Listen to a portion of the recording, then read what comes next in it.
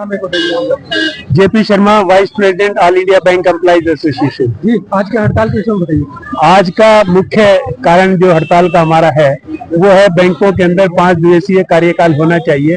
हालांकि हमारे बहुत से इश्यूज हैं जिनको लेकर के हमने पिछले वर्ष मार्च में हड़ताल का आह्वान किया था और उस पर आज भी मैटर जो है वो कंसिलेशन में चल रहे हैं, क्योंकि आज बैंकों के अंदर रोजगार जो है पर्याप्त मात्रा में नहीं है। उसके साथ साथ बैंकों का मर्जर सरकार करना चाहती है, उसका भी हम विरोध करते हैं। उसके साथ साथ बैंकों के अंदर बढ़ते हुए नॉन परफॉर्मिंग एसेट और सरकार जिस तरीके से जो डिफॉल्टर्स हैं उनको कोई वाजिब सजा जो है, सही सजा जो है आज तक नहीं दे पाई है और ना ही उन पैसों की रिकवरी हो पाई है। आज बैंकों के अंदर सरकार विदेशी पूंजी जो है उसको भी बढ़ाना चाहती है।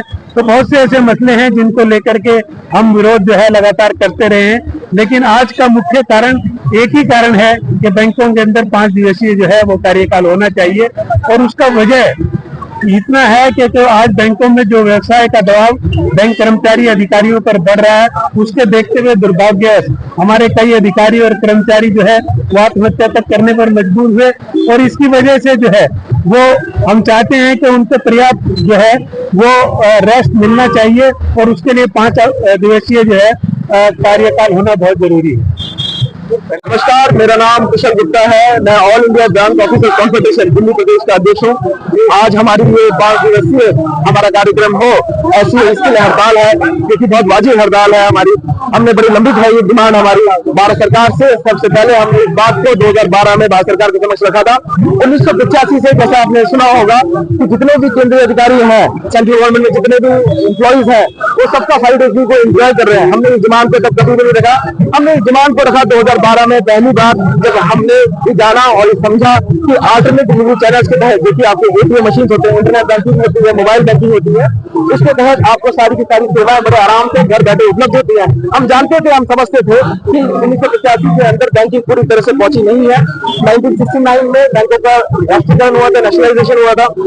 एक मकसद था उस समय कि किस प्रकार से हमको बैंकिंग जो है हमारे गरीब किसानों के लिए, हमारे मजदूर भाइयों के लिए वहां तक पहुंचनी चाहिए। हमने इस कार्य को बहुत ही मेहनत से 2012 तक करके दिखाया और 2012 के अंदर कंप्यूटराइजेशन के बाद डिजिटल बैंकिंग के द्वारा सारे साथियों तक, पूरे ग्राहकों तक, हमारे पूरे देश में जितने भी हमारे नागरिक हैं उन तक हमने ये सेवाएं पहुंचा दी थी। तब हमने 2012 में पहली बार भारत सरकार के समक्ष इस डिमांड को रखा कि आप हमें 5 डेज वर्क वीक दीजिए, कि सप्ताह के अंदर हम 5 दिन काम करेंगे, क्योंकि बैंकिंग बहुत बदल गई है। आप मेरे सीनियर मालूम होते हैं, आपने देखा होगा कि उस समय में बैंकिंग दोपहर को 2 बजे तक होती थी, वो बैंकिंग बदल करके 5 बजे तक हुई। जब से मोबाइल जिसके माध्यम से आप कैप्चर कर रहे हैं, ये मोबाइल के आने से आज हमारे ग्राहक हमें सुबह 7 बजे भी फोन करते हैं और रात के 10 बजे भी फोन करते हैं। उनकी अपेक्षा ये रहती है कि हम उनके सवालों का सारे जवाब दें। अगर उनको बैलेंस जानना है तो वो हम बताएं, जो हम कर भी रहे हैं, पूरी मेहनत करते हैं, ये सारी चीजें जो करती है, उसकी वजह से आज हम हमारे परिवार को समय नहीं दे पा रहे, हम हमारे अपने आप को समय नहीं दे पा रहे, जिसके कारण हमारे बहुत सारे साथी बहुत सारी बीमारियों से ग्रसित हैं। हमारे साथियों को डायबिटीज है, ब्लड प्रेशर है, कार्डियो है, बड़ी सारी समस्याएं से वो जूझ रहे हैं। इसलिए हमें चाहिए कि हम एक वर्क और लाइफ के बीच में बैलेंस बना पाए। ये वर्क लाइफ बैलेंस कैसे बनेगा? जब तक हमको 2 दिन हमको अपने लिए नहीं दिए जाएंगे, तब तक ये वर्क और लाइफ बैलेंस नहीं होगा। बहुत सारे हमारे साथी आज के डेट में बैंकों को छोड़ के जा रहे हैं। बहुत सारे साथियों ने सुसाइड तक अटेम्प्ट किया है, सुसाइड हुआ भी है। बड़ा दुर्भाग्य है, बड़ा कष्ट होता है हमको। तो हमने भारत सरकार को इस बात को 2012 में पहली बार रखा और भारत सरकार ने ये बात मानी। अगर आपको याद होगा कि 2012 तक हमारे सैटरडेज होते थे, हाफ डे होते थे। 2015 में 25 मई 2015 को हमने ये लिखित समझौता किया भारत सरकार के साथ, जिसके तहत हमारे 2 सैटरडे यानी सेकंड सैटरडे और 4th सैटरडे वो दोनों ऑफ थे। फर्स्ट सेकंड थर्ड जो हाफ डे हुआ करते थे उसको हमने फुल डे किया। इसके बाद से भारत सरकार ने हमको कहा था, ये वादा किया था, आश्वासन दिया था कि यदि किसी भी प्रकार से ग्राहक सेवा में किसी तरह का विधान नहीं पैदा होता तो हम इसको सारे सैटरडे ऑफ कर देंगे। आज जो हम सैटरडे ऑफ करने की बात भी कर रहे हैं, तो हम ये नहीं कह रहे कि हम काम कम करेंगे, हम पूरा काम करेंगे। हमने भारत सरकार को कहा कि प्रतिदिन आप हमारे 40 मिनट बढ़ा दीजिए, हमें कोई दिक्कत नहीं है। भारत सरकार ने हमारे साथ जो समझौता किया उसके अंदर वो 40 मिनट हमारे बढ़ा रहे हैं, तो प्रतिदिन हमें कोई दिक्कत नहीं है। उसके बावजूद वो सैटरडे को ऑफ नहीं कर रहे हैं। ये समझौता हमने पहली बार 7 दिसंबर 2023 को भारत सरकार के साथ किया, एक MOU साइन किया। उसके बाद 8 मई 2024 को एक लिखित समझौता किया हमने IBA के साथ। भारत सरकार के कहने पे IBA ने हमारे साथ समझौता किया उन्होंने कहा कि हम आपके सारे कैंडिडेट को ऑफ कर देंगे।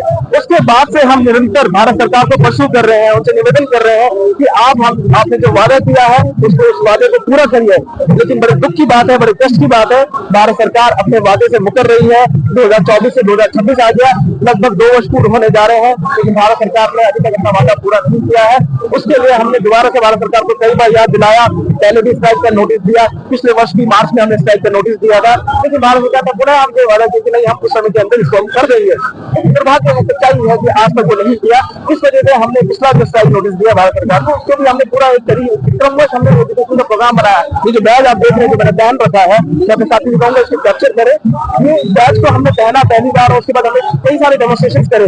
भारत सरकार को कहा कि याद दिलाया कि आपने जो वादा किया था उसको पूरा कीजिए, लेकिन वो आज तक नहीं किया। इसलिए आज यहाँ पंजाब नेशनल बैंक के हेड ऑफिस के समक्ष हमारा 1 दिवसीय धरना है और 1 दिवसीय हड़ताल है। ये आगे भी कंटिन्यू रहेगी। अगर भारत सरकार नहीं मानेगी तो ये हड़ताल आज 1 दिन की है, वो 3 दिन की बनेगी, 3 दिन की, उसके बाद हम 10 स्ट्राइक करेंगे।